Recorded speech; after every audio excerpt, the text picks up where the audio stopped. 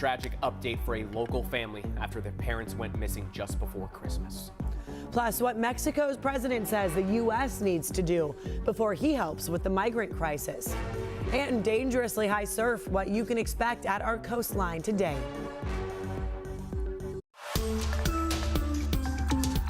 You're watching CBS 8 Mornings at 6.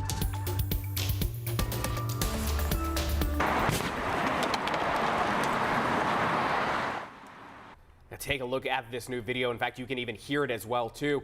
An explosion at a pickup truck up in flames. It's all happening on the southbound 805 just before midnight near H Street. It's not clear what caused the fire or if the driver was hurt. That's actually all the information we have at this time. We're going to continue to check in with first responders to see exactly what type of updates may come out later today. And thanks for joining us here at 6 a.m. I'm Chris Groh, in for Eric Connor. And I'm Neda Irampur. So glad you're with us. And you can expect some really high surf today. So we're going to start here with meteorologist Evan Narani for a check of the forecast. King tides and high surf. King tides, high surf. You combine the two, possibility of some coastal flooding that we'll see between now and about Saturday. So there are going to be some changes on the way that include the chance of that water just kind of easing on in to the boardwalk, to those parking lots. It's not expected to bring a ton of coastal flooding, but it is a possibility. We're also working with some fog as we kick off the morning. 3 miles of visibility in Oceanside and in Miramar, 2.5 in Kearney Mesa, less than 1/3 of a mile of visibility in Ramona. Coming up, we'll talk about the possibility of rain in the forecast as we move toward the weekend, and that includes over the course of your New Year's Eve and New Year's Day. Details coming up in just a few. Thank you very much. And now this morning, the search for a missing couple from San Ysidro appears to be over. Yeah. San Diego police tell CBS 8 that 2 bodies were found in a car parked in the Golden Acorn Casino parking lot in Campo. And CBS 8's Regina Urita is alive outside San Diego Police headquarters with the new information that we're learning from law enforcement. Regina, what can you tell us? Well, I can tell you that U.S. Customs and Border Protection found the 2 bodies inside of that truck. The 2 bodies actually match the age and description of the couple, Melissa and Johnny Soto, who went missing last week. But San Diego Police Department has not released any names. They haven't publicly identified the bodies. They're still trying to notify family members about this tragedy. What I can tell you is that they're treating the woman's case as a homicide.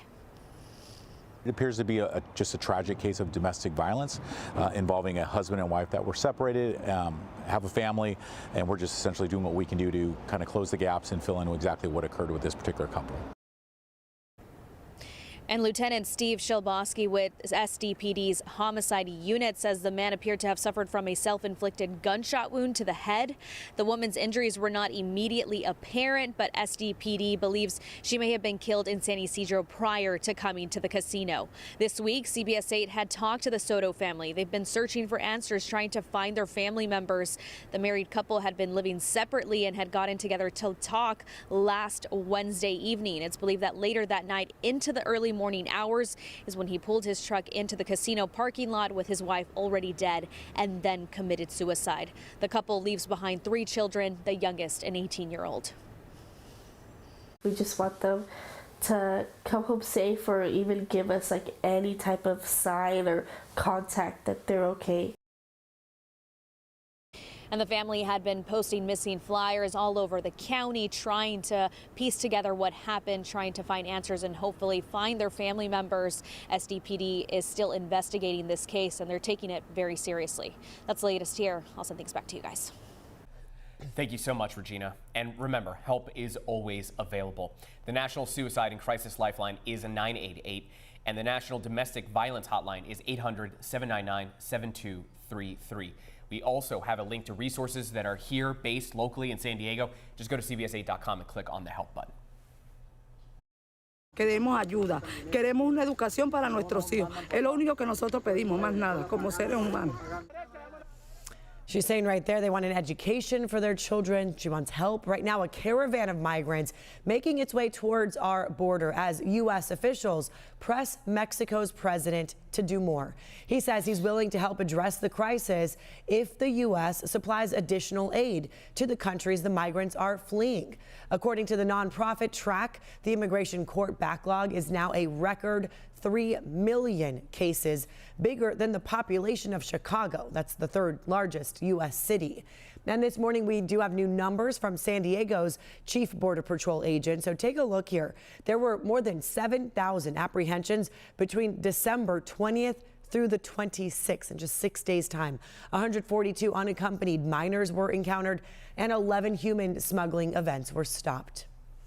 And now this morning, expect to see more lifeguards at our beaches. And you see why. The city's stepping up staffing and patrols to make sure that all of you beachgoers are safe because of the high tides. Yeah, massive waves expected to arrive as early as this morning and last through Sunday. CBS 8's Alex Lai is live at Sunset Cliffs with the message from lifeguards. And Alex, what do you hear and what do you see? That's right. The waves behind me right now are crashing into the rocks, and I can even hear how loud they are. And so in just a couple hours at 9:04, the waves are expected to hit 6 feet, and that is pretty high for San Diego, is what lifeguards are saying. And through this weekend until Sunday, they are expected to hit 12 to 15 feet. And so lifeguards are warning the most important thing that you can do to stay safe is to stay out of the water, as Mother Nature is bringing in these really high waves. And if you do go swimming, the water conditions can be very dangerous, and rip currents can even pull people into sea. To get out of a rip current, you want to swim parallel to shore, use the momentum with the rip current, and then come in somewhere else on the beach that has like a sandbar.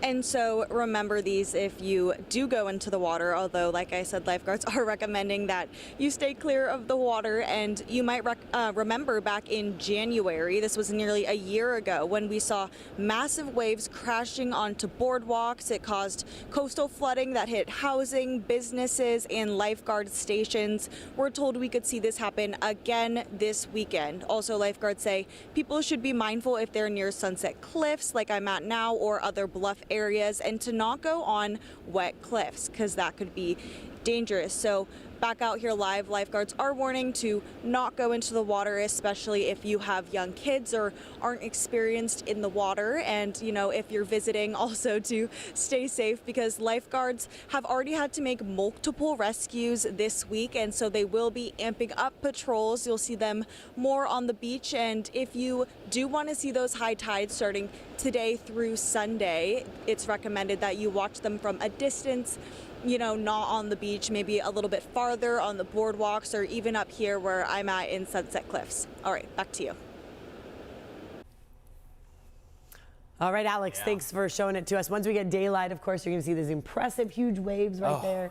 15 footers out there is impressive. That's big. Not to mention, we do tend to see the boardwalks get a little bit wet out there. It might not be the best day for a boardwalk walk if you are going to be seen, going to be doing so during high tide especially, and that's going to be the case between now and the upcoming weekend. But the overarching theme is just, of course, to take caution if you're getting in the water specifically. You can still absolutely enjoy your beach days. Just make sure if the kids are getting into the water that they stay out, or at least stay at, you know, ankles level. And then for the experienced surfers, enjoy, have a good time, but play it safe out there. 64 degrees this afternoon with some AM fog and PM sunshine. 67 this afternoon for your inland valleys, 64 for the mountains, and 71 for the deserts. Mostly cloudy to start off the morning, and then by the time we get to the afternoon and the evening, we'll see mostly sunshine on hand.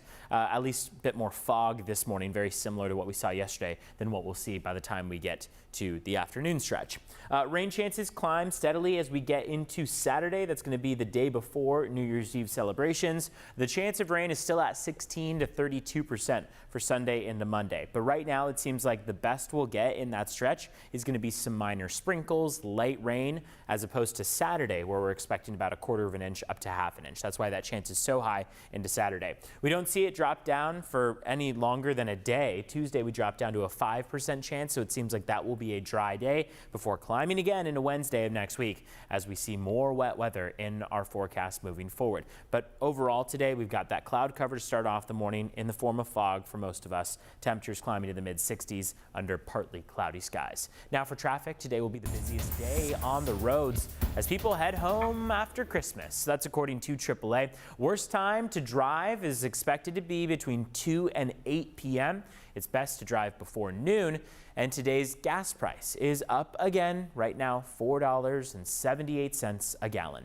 Let's take a look at how traffic is shaping up on the roads aside from what we're seeing there as far as those times go. You can see what the view looks like on the southbound 15 at Valley Parkway right now. Not a lot of congestion. Volume, though, picking up. Take a look at your border wait times. It's 6:10 on the clock right now. 110-minute wait at the San Ysidro Port of Entry. Otay Mesa Port of Entry going to be about 45 minutes in total. Back to you. Thank you very much. And still ahead here, her story was the subject of a TV series. What happened moments ago to Gypsy Rose Blanchard, who's plotted her mother's murder. Plus, the political stories that made headlines in 2023. And who came out on top in the Holiday Bowl that happened here in San Diego? We got you after the break.